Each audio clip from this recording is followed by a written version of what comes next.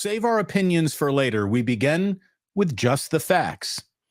49ers are now 8-3. Them's the facts. They got a 2-game lead in the NFC West over Seattle. They've won 10 consecutive regular season games against NFC West opponents. And for the first time in franchise history, have won consecutive road games up in Seattle. So that's a pretty good place to start because this is still the best rivalry in the NFC West. The Rams, even with an NFC title game win over the 49ers, have not supplanted 49ers and Seahawks in my mind. And I don't think they have in yours either, because we've just seen so much Shanahan ownage over Sean McVay in the regular season. 49ers and Seahawks always has that element of something weird could happen. And last night's game was dying for something weird to break out. There was the special teams play was begging for something really weird to happen all night long. Didn't quite happen, but these two teams bring out the best in each other at times, the worst in each other at times, and it's a real rivalry, man. The rivers run deep. Well, no question. And, it's funny to me, there was one of the themes of this game was the fact that, the 49ers didn't acquire Jason Verrett and have had cornerback issues, and they're unknown about the two young corners. And both in that first half, Samuel Womack down the ball on the 2, and then you had Darrell Luter Jr. chasing down D. Eskridge, showing amazing athleticism to make that tackle to save a touchdown. Those two young corners last night definitely stood out. And there was another rookie that impacted his special teams play in a great way. Ronnie Bell jumped on a fumble that Ray McLeod coughed up, and thank goodness he did that. That could have been a game-turning moment had the 49ers not recovered that. So rookies on deck for the Niners last night. Just the facts, and I guess this is a little bit of an opinion thrown in here, but the fact is that was not Brock Purdy's best game. When we sit around and we talk about all that Brock Purdy has done or might do this year, I bet you that game on Thanksgiving in Seattle isn't even in the conversation. He was efficient, though. 21 of 30. His completion percentage is always where it needs to be. He throws for 209 yards, a touchdown, and a passer rating of 86.7.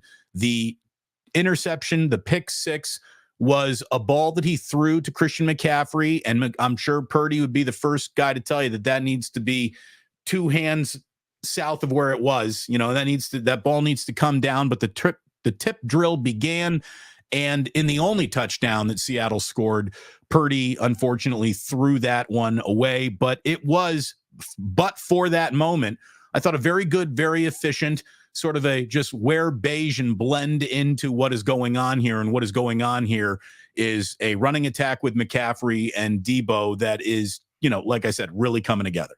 Yeah, I mean, Purdy made a number of plays, obviously, and he completed 70%. Wasn't his best game, and the pick six, obviously, was the biggest negative. But, it was really almost like back-to-back passes there that were bad. Those were, I thought, his worst passes of the day. But overall, I mean, the 49er offense in the first half, I mean, the defense was fantastic the entire game, but the 49er offense in the first half had, 24 points and 200 and something yards, 224 yards. It was an impressive offensive performance, but not Purdy's best. McCaffrey's 11 rushing touchdowns this season are the most by a 49er running back in a single season. What? I couldn't believe that. The glorious history of the San Francisco 49ers, it was Frank Gore's 10 touchdown season. There might have been another name on that list too who had 10, but McCaffrey, the first running back ever to punch in 11 touchdowns rushing. His 16 total touchdowns this season are also the most ever by any 49er running back in the history of the franchise. Again, this is just the facts.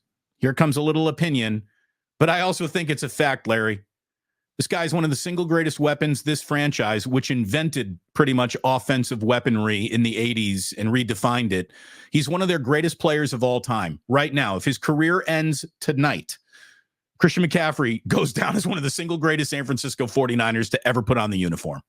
I mean, I just feel privileged, man. I've watched his entire career. I mean, I was doing the Stanford pregame show when he was at Stanford.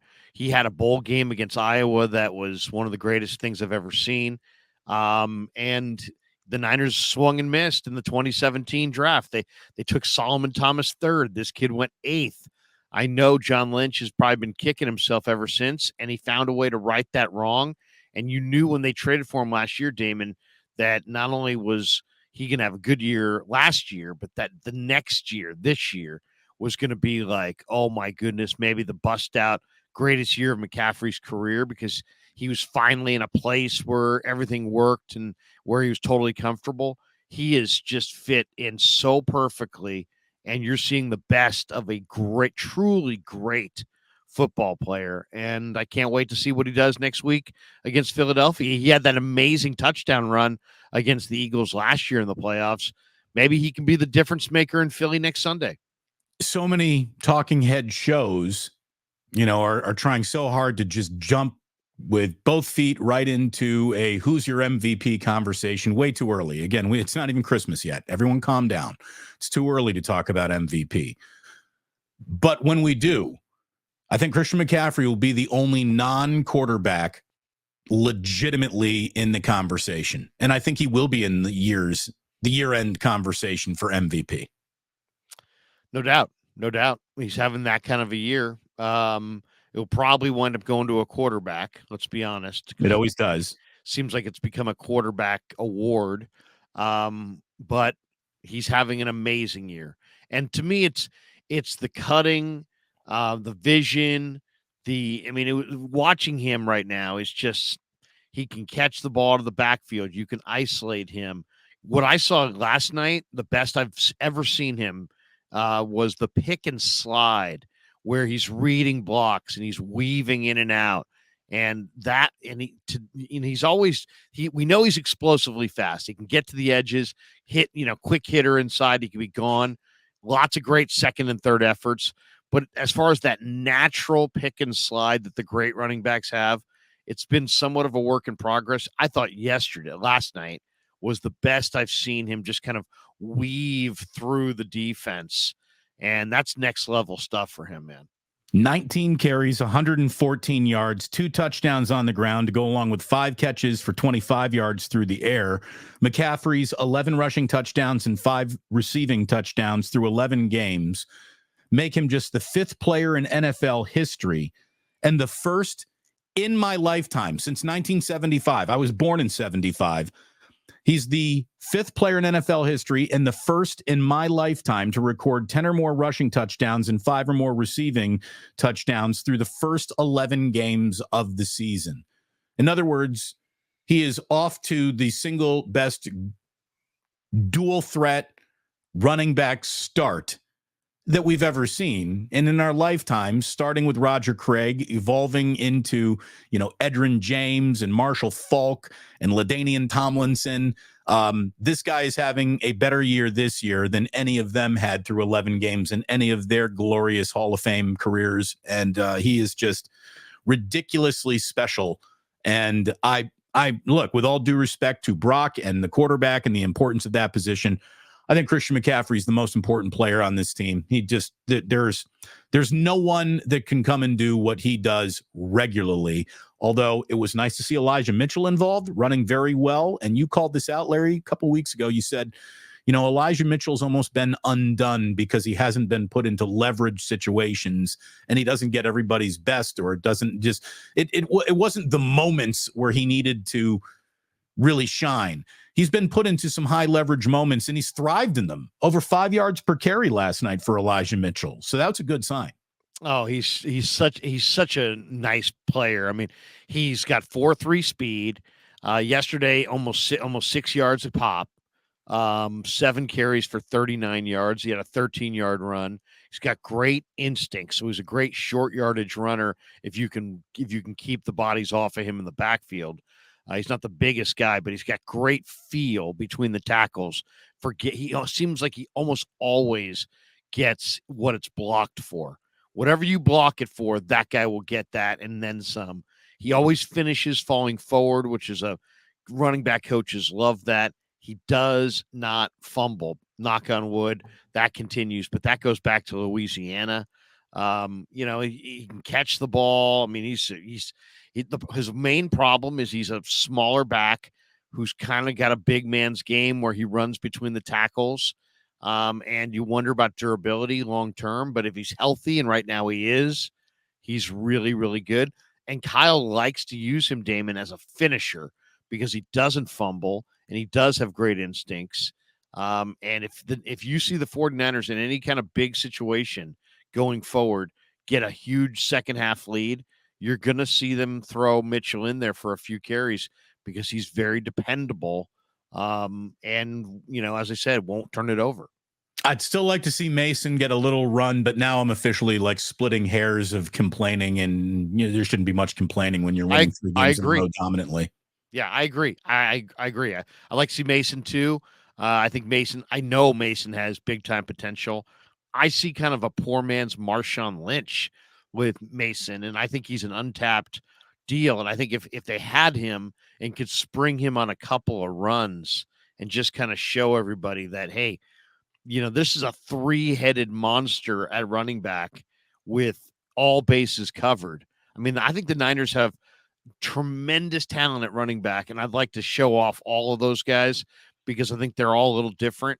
And also, when a team shows that they've got 3 guys who they can be successful running it with, it puts even more pressure on a defense because it's like, oh my God, they just got a can full of guys. And we're not even talking about Debo, who's also a great runner, Ayuk, Ray, Kittle, all these other weapons that they have. To me, the play of the freaking year was I mean, if you want to talk about how a box score is deceiving, go look at the Niner Seahawk box score from last night and look that Jawan Jennings had 1 catch for 7 yards. He had 1 catch for 7 yards. It was one of the best highlights of the season as he outdueled 4 different guys to get a first down when there was no way in hell he should have. So that was an all-heart play. If Jennings' 7 yards were a newborn baby, it would have come out with a full beard wearing a suit. It was the most mannish 7 yards you're going to find on a football field this year. You're right. He was all man, all that is man in those 7 yards. That was huge. 49ers scored a touchdown, Larry, on their opening possession for the 7th time this season. They've scored an NFL high 52 points on the opening possession of games this season. I've always said opening drives at the beginning of games, coming out of halftime, and, how do you play out of a bye week are a real litmus test for coaching. And it just shows you how much Kyle can dial up some real trouble for teams when they're just, acclimating themselves into the game. The coin just landed on the ground. We're underway. Next thing you know, you're backed up to your own 10-yard line, and the Niners are having this incredible opening drive once again, happened up in Seattle. The 49ers scored 3 rushing touchdowns in the first half, were the most in a half that the team has scored since 2021. Brandon Ayuk has now scored a touchdown in 3 consecutive games for the first time in his career. He got out of Seattle with 2 catches, 50 yards, and the back-breaking score in the fourth quarter, which was among the most beautiful passes that Purdy threw all night long. And even though this is more of a special teams fact, I'll put it into the offensive fact just to save everyone time. Jake Moody, 32-yard field goal, and perfect on all 4 points after touchdown. Again, we didn't use the name Jake Moody in the game, which means he has a good game. Larry, we didn't really use the name Jair Brown in this game, which means he had a good game. Yeah, and to me, the exciting thing about last night's game, and there were a number of really exciting things, but the exciting thing to me is the way you're seeing the depth of this defense bubble up. Now they've got Chase Young. Now because they've got Chase Young, man, Armstead and Hargrave inside look incredible, and Bosa's going off. But that second D line of Cleveland Farrell, Javon Kinlaw, Kevin Givens, Randy Gregory, they're doing nice things. And then you've got, Greenlaw looks rejuvenated, from the bye week. But, Warner and Greenlaw are tremendous. But now you've got, D. Winters starting to pop up, and Flanagan Fowles and Burks are making an impact. And then you look at that secondary. Yeah, they lose Afunga, but Mooney Ward, who I thought went down with a serious injury, but then it was just cramps. But you got Mooney Ward, Tayshaun Gibson. But I'll tell you the other thing is that now, Womack and Luter, and I'd even mention Ambry Thomas. I thought that interception that Ambry Thomas had yesterday, Damon, showed that he is a potentially excellent player. I mean, there's not that many guys he's physically everything you want. In some ways, Ambry Thomas is the physical prototype of what you're looking for in a corner, and I see why they drafted him so high. His talent is off the charts, and that interception was phenomenal. So you look at Lenore's young, he's playing well. Ambry's young, he's playing well. Jair Brown's young, he's playing well. Luter looks great. Womack looks great.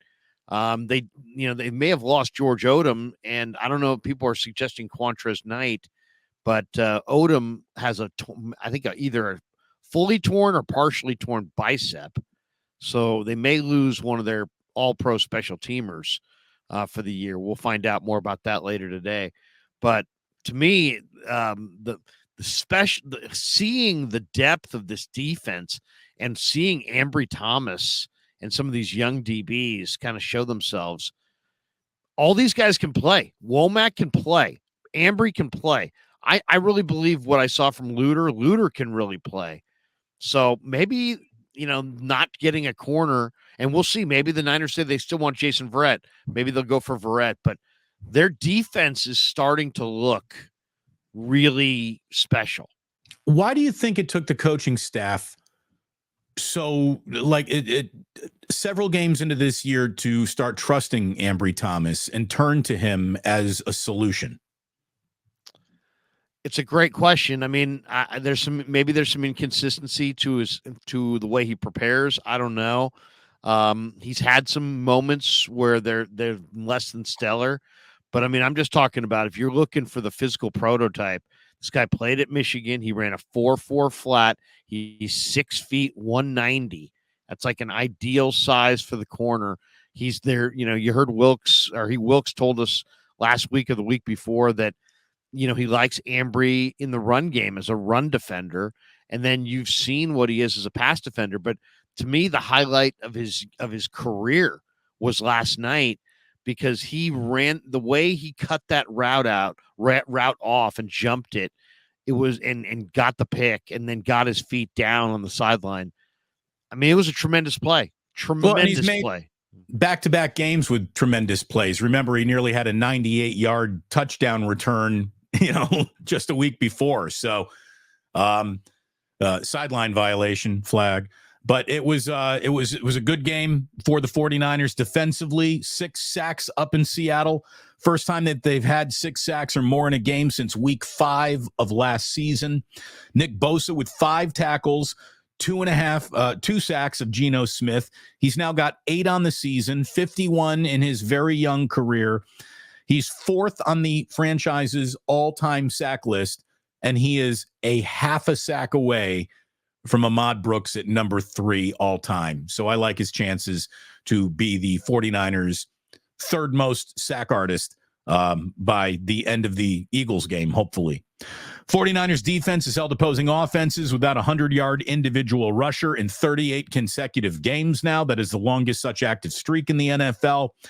And look, Seattle didn't score an offensive touchdown.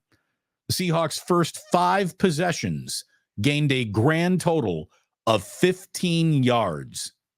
And that's tough to do to anybody anywhere. And it's really hard to do to Seattle up in Seattle. That crowd is a great crowd. And I'll tell you, 49ers fans, Larry, they've taken over just about every single stadium that the Niners have played in this year. Niners fans didn't take over that stadium last night. Seattle will not let that happen up there. There were an awful lot of people there. Oh, sure. There were a lot. Did you see the video of the parade of Niner fans walking into the stadium? I just saw it this morning. I was like, wow. But I didn't hear them like I heard them in Pittsburgh week 1. No, there weren't enough of them to take that green highlighter color that's the worst uniform in football and just turn the place red. I mean, the 49ers go and play the Rams, and they're sitting in a red stadium down in Los Angeles. The 49ers it's a lot of red everywhere. Jacksonville, that entire stadium was red, for goodness sakes. So, look, all due respect to the Seahawks. Like, that's a legitimate football team. That's a legitimate franchise. They got great fans that are passionate, that don't sell their tickets to the opponent. And those are the kind of football fans that I respect. I really do. They might be a little nouveau riche for you old school diehard Niner fans, but look, the Seahawks are this team's chief rival, and you always want your rival to have a level of gravitas to it, because why are they your rival? It's because they can come out here and do the things that we do. And I've always respected the Seahawks in the Pete Carroll era, and I think a lot of 49er fans might have hated this team and been frustrated, but with an element of respect baked in there too. That is a well-run team. It truly is. And look, last year was supposed to be and they're gone and we never have to hear from them again. And they were a playoff team with Geno in the first year. It's a good organization. Is. Let's be honest. I mean, John Schneider is a very, very good general manager. He's been there for a while. Him and Pete do a really good job. Pete coaches the team. John picks the talent. And, look what they've been able to do. I mean, DK Metcalf in the second round and, building up their offensive line last year, Abraham Lucas and Charles Cross. Last year, they went to the playoffs with 2 rookie tackles and 2 rookie corners. And look at the way they draft in the secondary with Kobe Bryant and Devin Witherspoon and Tariq Woolen and some of these guys. Boye Mafe was a second-round pick. I mean, they do a nice job. They've rebuilt their team. They're aggressive. They're not there yet. They don't have their quarterback. We'll see. If this team, I'll tell you what would scare the hell out of me is if the Seahawks got Michael Penix. If the Seahawks wind up with Michael Penix and the way it looks like looking at the mock drafts, I think Penix is going to go top 10, maybe top 5. He's, going in the 20s in a lot of these mock drafts, and they'll clearly have a pick where if they wanted to take Penix, they could. I don't know. That's an April conversation, but that would scare me if the Seahawks with those receivers got Michael Penix.